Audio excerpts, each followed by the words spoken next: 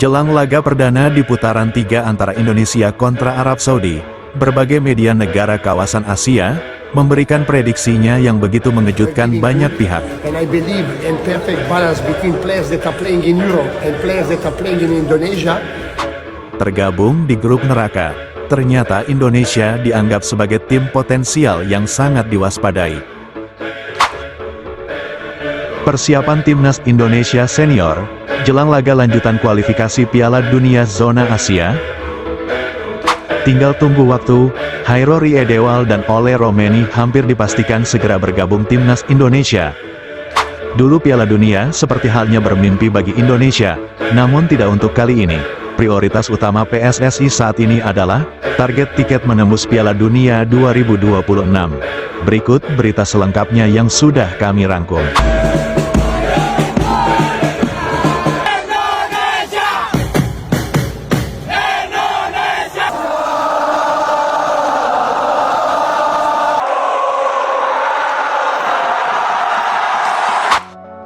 Menjelang pertandingan pertama putaran ketiga kualifikasi Piala Dunia 2026 Zona Asia antara Indonesia dan Arab Saudi pada tanggal 5 September 2024, persiapan kedua tim pasti menjadi sorotan.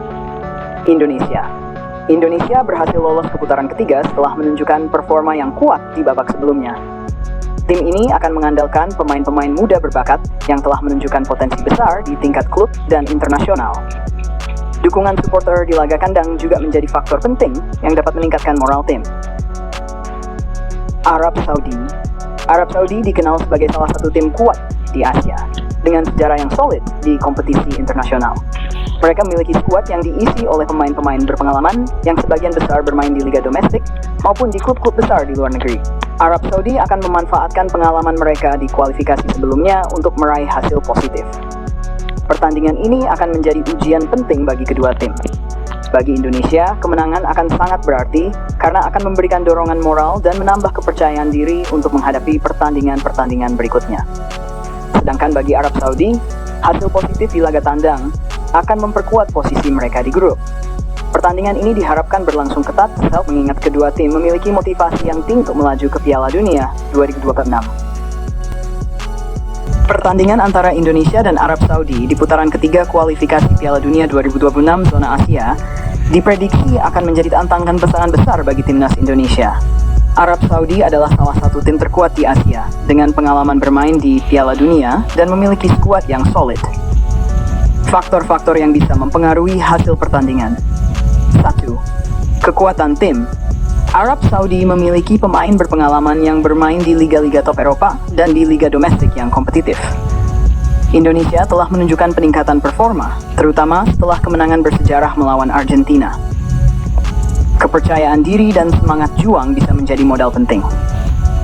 2. Strategi pelatih. Pelatih Indonesia Shin Tae-yong dikenal dengan pendekatan taktiknya yang solid dan disiplin defensif. Jika Indonesia bisa mempertahankan pertahanan yang kuat dan memanfaatkan serangan balik, mereka mungkin bisa mengimbangi Arab Saudi. Arab Saudi kemungkinan akan menguasai penguasaan bola dan bermain ofensif. Indonesia harus siap menghadapi tekanan tinggi. 3. Faktor non-teknis. Bermain di kandang atau tandang akan mempengaruhi mentalitas dan persiapan tim. Arab Saudi mungkin lebih diuntungkan jika bermain di kandang mereka. Kondisi cuaca dan kebugaran pemain juga akan menjadi faktor penting. Prediksi. Arab Saudi mungkin lebih diunggulkan untuk memenangkan pertandingan ini berdasarkan pengalaman dan kualitas pemain mereka. Namun, jika Indonesia bisa bermain disiplin dan efektif dalam memanfaatkan peluang, hasil imbang atau bahkan kemenangan tipis bukanlah hal yang mustahil. Hasil yang paling realistis mungkin adalah kemenangan tipis. Prediksi jalannya pertandingan antara Indonesia dan Arab Saudi bisa bervariasi tergantung pada berbagai faktor seperti formasi tim, performa pemain kunci, serta strategi pelatih. Namun secara umum berikut adalah skenario yang mungkin terjadi. Babak pertama, awal pertandingan. Kedua tim kemungkinan akan bermain hati-hati dalam 10-15 menit pertama untuk membaca strategi lawan. Indonesia mungkin akan mencoba bermain lebih defensif dan menunggu kesempatan untuk melakukan serangan balik cepat. Tekanan dari Arab Saudi. Arab Saudi sebagai tim dengan pengalaman yang lebih di panggung internasional mungkin akan mencoba menguasai bola dan menyerang lebih dulu. Mereka bisa memanfaatkan kecepatan sayap dan kreativitas di lini tengah untuk membongkar pertahanan Indonesia. Serangan balik Indonesia. Indonesia mungkin akan mengandalkan serangan balik dengan mengandalkan kecepatan pemain sayap seperti Witan Sulaiman. Jika Arab Saudi terlalu asik menyerang, Indonesia bisa saja mencuri gol lewat serangan balik ini. Babak kedua, perubahan taktik. Jika skor masih imbang atau Arab Saudi unggul tipis, pelatih dari kedua tim mungkin akan melakukan perubahan taktik. Indonesia bisa saja memasukkan pemain dengan stamina tinggi untuk mempertahankan tekanan atau bahkan mengejar ketertinggalan. Konsentrasi di pertahanan. Jika Indonesia unggul atau masih imbang, mereka mungkin akan lebih fokus pada pertahanan di babak kedua. Arab Saudi kemungkinan akan meningkatkan intensitas serangan untuk mengejar gol, yang bisa membuat pertandingan menjadi lebih terbuka. Potensi gol akhir. Gol di menit-menit akhir bisa terjadi, terutama jika salah satu tim terlalu fokus menyerang dan meninggalkan ruang di lini pertahanan. Set piece atau bola mati bisa menjadi penentu jika kedua tim bermain ketat. Hasil akhir. Kemungkinan skor. Mengingat kekuatan Arab Saudi yang lebih unggul di atas kertas, mereka mungkin sedikit diunggulkan untuk memenangkan pertandingan. Namun Indonesia bisa mengejutkan dengan permainan disiplin dan memanfaatkan peluang dengan baik. Skor akhir bisa saja 1-0, 2-1 untuk Arab Saudi atau imbang 1-1 jika Indonesia berhasil bermain solid di pertahanan. Faktor mental dan kondisi fisik juga akan berperan besar dalam hasil pertandingan ini.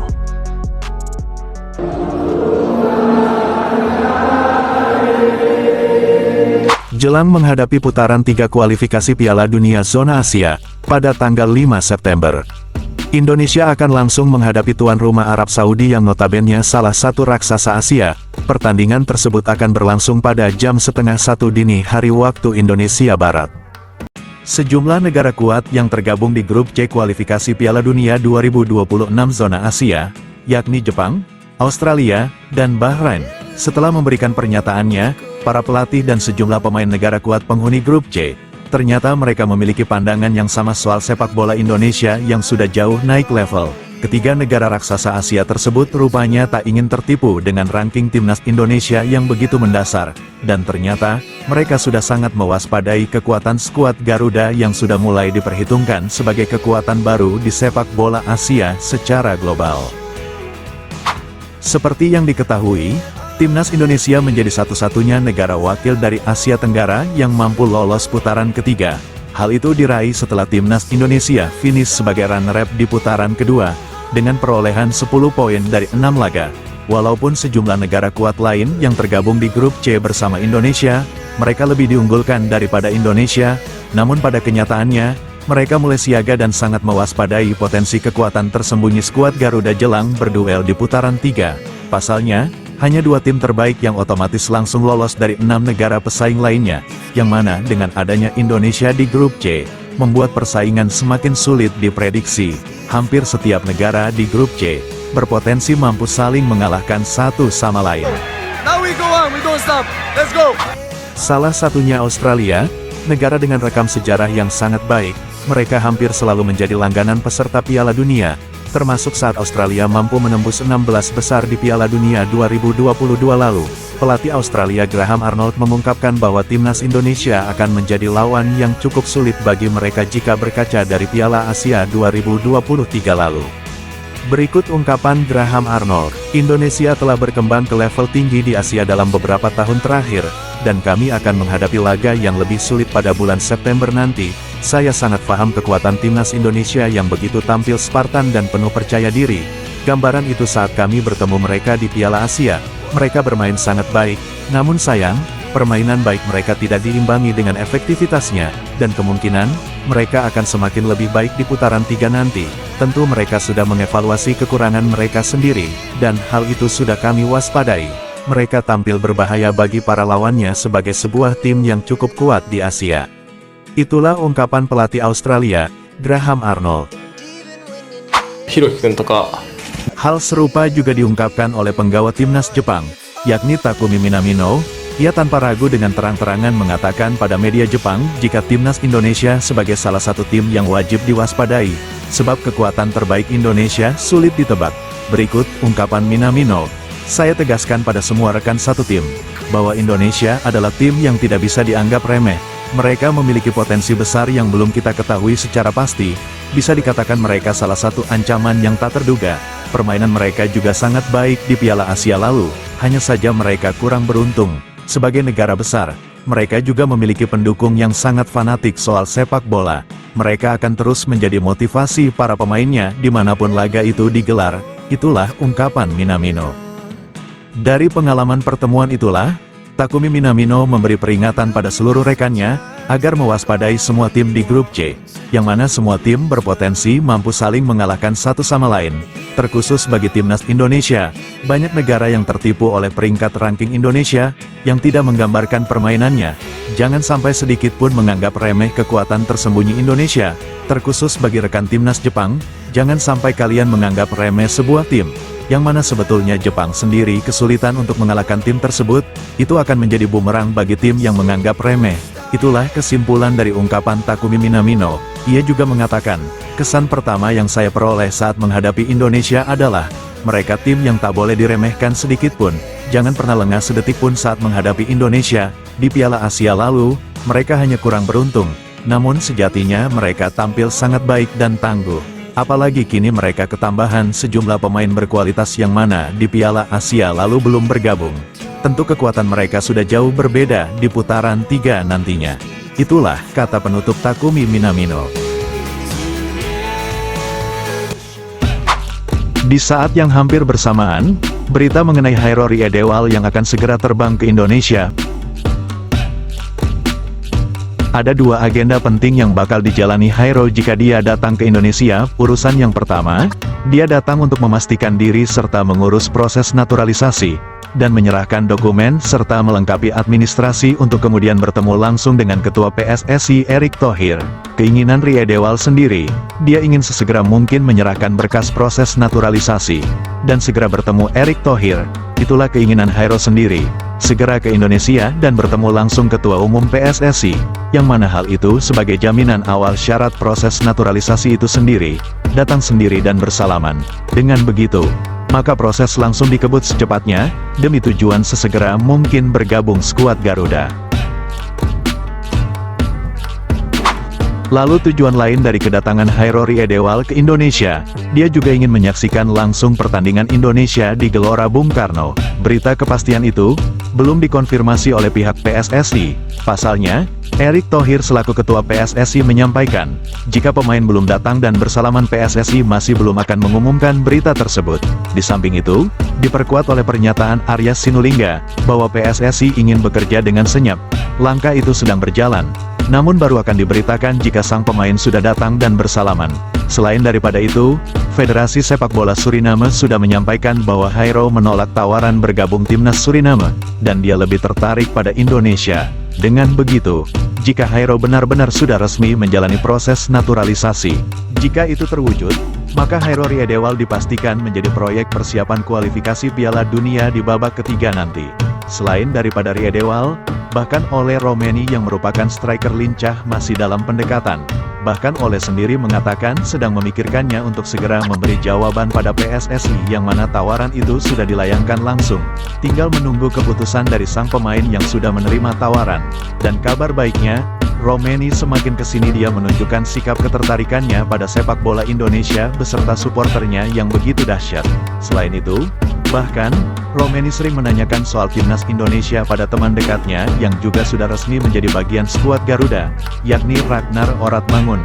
Ragnar mengaku, Ole beberapa kali menanyakan soal sepak bola Indonesia, dan Ragnar sendiri semakin intens berkomunikasi dengan Romeni.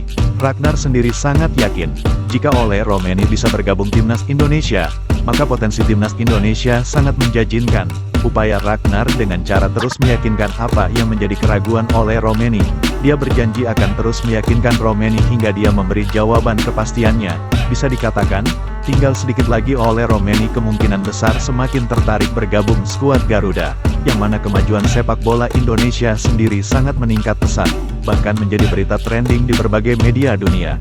Tidak hanya cukup 2 pemain tambahan itu saja, bahkan proyek menembus ajang Piala Dunia benar-benar sedang menjadi prioritas utama bagi PSSI.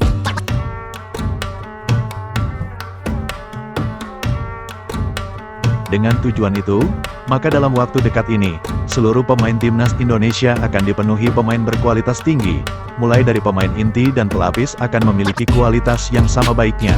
Semua itu dilakukan PSSI sebab, Indonesia memiliki potensi kancah dunia. Dengan upaya itu agar bisa memaksimalkan peluang yang sebetulnya Indonesia juga mampu. Begitu cepat dan pesatnya perkembangan sepak bola Indonesia, mulai dari kelompok usia hingga senior di kancah internasional. Agar semua pemain memiliki kualitas serta mental yang mumpuni, bahkan siap bersaing di kancah dunia, untuk menatap target menembus Piala Dunia 2026. Oleh usaha keras itu, dan jika itu semua terwujud, tentu hal ini akan menjadi sejarah baru kebangkitan sepak bola Asia Tenggara yang menembus Piala Dunia, dan menjadi kekuatan baru yang disegani negara raksasa Asia bahkan dunia lainnya. Sebelum meninggalkan tayangan ini, silakan Anda subscribe channel YT Real ini, agar Anda terus mendapatkan berita perkembangan serta informasi jadwal pertandingan Timnas Indonesia selanjutnya.